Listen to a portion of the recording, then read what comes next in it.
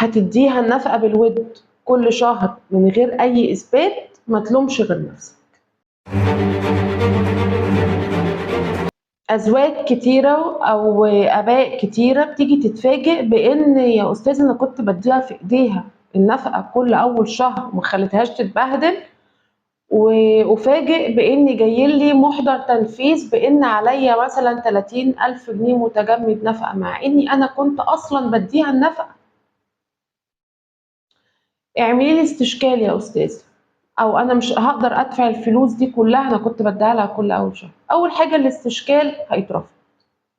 أنا عايزة أقول لكم كارثة كمان، ده في ناس بتحلف اليمين الحاسمة كده، تيجي تحلفها اليمين الحاسمة تقول إن هي ما خدتش منك حاجة.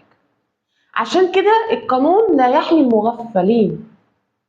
انت المفروض تديها فلوس باليمين تمضيها اصال بالشمال، من الاخر. ليه ما تحط لها الفلوس في البريد عن طريق حواله وتكتب اللي هي نفقه صغار او نفقه زوجيه، شوف بقى نوع النفقه ايه، او تعمل لها انذار على يد محضر. ودي اكتر طريقه انا بفضلها، انك تحط لها الفلوس بانذار رسمي على يد محضر، ولو ما اخدتش الفلوس بتبقى في خزنه المحكمه.